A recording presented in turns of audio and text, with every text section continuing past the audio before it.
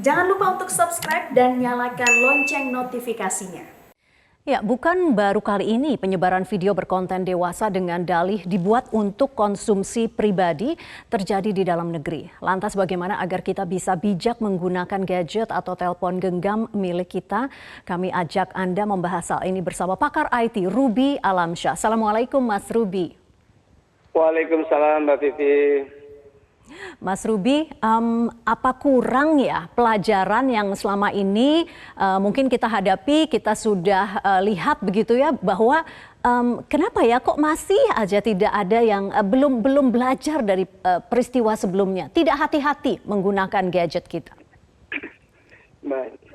Jadi kasus-kasus seperti ini kan bermula karena keinginan atau hasrat tertentu menyimpan data pribadi yang berkonten asusila misalnya. Tetapi yang alam bawah sadar mereka merasa itu handphone mereka, device mereka akan mereka amankan sedemikian rupa sehingga nggak ada yang bisa akses. Nah, yang tidak disadari adalah banyak cara untuk orang atau pihak lain bisa mengakses data-data pribadi kita di handphone kalau kita tidak mengamankan secara optimal, baik secara fisik maupun secara logical ataupun secara remotely, gitu Mbak. Edukasi seperti apa ya Mas Ruby yang mungkin agar benar-benar bisa menancap, membekas begitu ya di setiap masyarakat bahwa merekam pun itu ada konsekuensi hukumnya walaupun dengan alasan untuk pribadi begitu. Hanya merekam, membuat dan merekam. Baik, ya kalau merekam itu kan akan kena undang-undang pornografi. Nah, jadi kalau memang ada niatan seperti ini perlu dipertimbangkan berkali-kali bagi siapapun yang mau melakukan hal tersebut. Satu, karena walaupun itu untuk pribadi, tapi disimpannya di device digital gitu ya, di handphone kita, di laptop kita, di komputer kita. Nah, digital media itu sangat banyak cara untuk mengaksesnya dari pihak ketiga, baik secara fisik maupun secara logical. Nah, kalau pribadi kita tidak mengerti teknologi secara menyeluruh, apalagi teknik-teknik pengamanannya yang optimal, saya sarankan jangan sampai sekali-sekali untuk menyimpan data-data pribadi yang konten asusila tersebut di handphone kita ataupun di device media kita apapun. Kecuali kita mengerti benar-benar bagaimana caranya mengamankan data-data pribadi kita tersebut sehingga tidak bisa diakses oleh orang sama sekali. Kalau tidak mengerti ataupun pahamnya hanya setengah-setengah, lebih baik tidak melakukan hal-hal tersebut. Karena kita sudah lihat beberapa kasus sudah cukup banyak dari tahun malah 2010 lalu sudah ada. Nah, sampai sekarang cukup banyak masih beredar.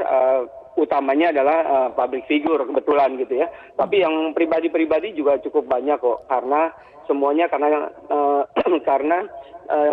lengah bagaimana mengamankan data pribadi dia di handphone dia tadi. Tadi ada dua catatan dari Mas Ruby ini kan karena sama-sama kita belajar begitu ya agar cerah begitu ya.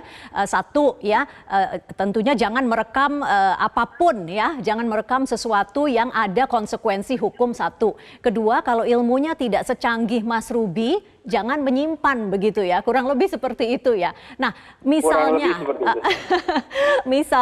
ada korban, katakanlah korban atau yang sedang bermasalah misalnya GA. Nasihat terbaik apa yang bisa Anda berikan kepada GA saat ini untuk menghadapi tuntutan hukum, Mas Ruby?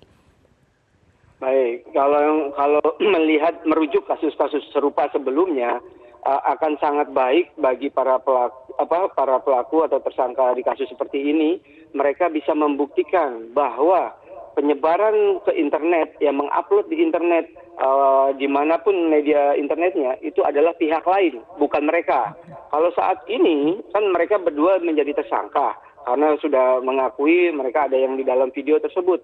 Tetapi yang dipermasalahkan sebenarnya kan adalah asal-muasal video tersebut viral ataupun beredar di media internet. Nah, kalau saran saya adalah kita harus pihak tersebut harus membuktikan siapa yang mengupload pertama kali sampai yang menyebarkan di internet dan mendapatkan motifnya bagaimana dia mengakses data tersebut pertama kali dari device milik TSK lalu bagaimana tersebar, apa motifnya dan lain-lain. Nah, dari situ akan penekanannya lebih jelas bahwa mereka tidak melakukan penyebaran secara pribadi, alias ada pihak lain yang memang menyebarkan itu secara ilegal. Nah, kebanyakan kasus pelaku penyebarannya adalah pihak lain. Mas Ruby, ancaman hukuman untuk yang membuat dan menyimpan konten asusila, boleh diingatkan kembali kepada kami, ancaman maksimalnya berapa, Mas? Kalau yang melihat kasus sebelumnya, kasus artis juga, itu kalau di pornografi ancamannya sampai 6 tahun, nah di Undang-Undang ITE juga 6 tahun. Nah, jadi kalau dikumulasi total bisa 12 tahun kan. Nah, makanya tadi saran untuk membuktikan siapa yang pengupload pertama kali, siapa yang menyebarkan di internet, itu bisa untuk meminimalkan ancaman hukuman tadi kan. Minimal adalah menyingkirkan Undang-Undang ITE. Dia kena hanya Undang-Undang pornografi karena konten asusila tadi. Oke, Mas Ruby, bagi sedikit ilmunya Mas Ruby, bagaimana kalau kita mau mengamankan dokumen, foto yang kita benar-benar tidak mau orang lihat? Apa nasihat yang bisa Anda berikan kepada kami di akhir tahun 2020, Mas?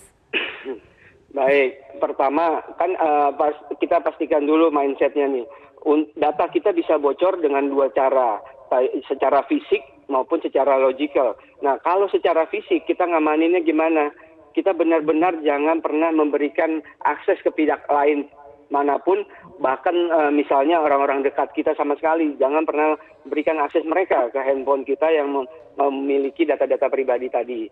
Lalu yang secara logikal yang sangat lebih penting, karena selain oknum yang sekitar kita yang bisa mengakses handphone kita secara fisik, secara logikal itu ada pihak yang bisa mengakses remotely. Nah, kalau yang remotely ini tipsnya kita harus mengamankan nih handphone kita secara optimal. Pertama, selalu update operating system kita, harus selalu up to date.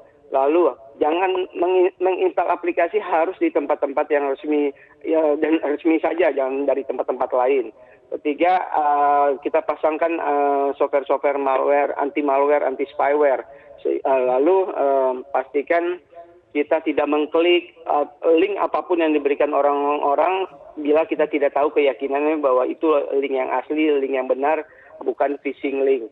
Nah, dengan langkah-langkah tadi diharapkan kita bisa aman secara fisik maupun secara logikal. Nah, tambahannya adalah kalau kita udah mengamankan secara logikal tadi, kita gunakan software-software pengaman yang menggunakan enkripsi, folder atau file encryption, kita simpan dengan benar di aplikasi yang enkripsi ataupun punya keamanan yang lebih tinggi daripada galeri foto kita. Nah, maksud tujuannya pakai aplikasi-aplikasi seperti itu adalah misalnya kalau tidak sengaja handphone kita hilang, handphone kita terakses oleh orang lain, data tersebut lebih sulit untuk diakses oleh pihak lain, gitu Mbak Siti. Oke, ini pertanyaan terakhir Mas, apakah seorang Mas Ruby Alamsyah ini menggunakan wifi di tempat umum? Kalau saya bisa pakai wifi di tempat umum, tapi tidak untuk kebutuhan yang sensitif, misalnya mengakses internet banking dan lain-lain. Tapi kalau untuk akses googling saja, saya suka pakai public wifi. Tapi kalau untuk akses-akses sensitif atau komputer kita nggak yakin kita sudah mengamankan dengan optimal, lebih baik jangan pakai wifi publik. Iya, Mas Ruby Alamsyah, terima kasih sudah berbagi informasi kepada kami. Selamat menjelang tahun 2021. Selamat beraktivitas kembali, Mas Ruby. Sama-sama, Mbak Vivi.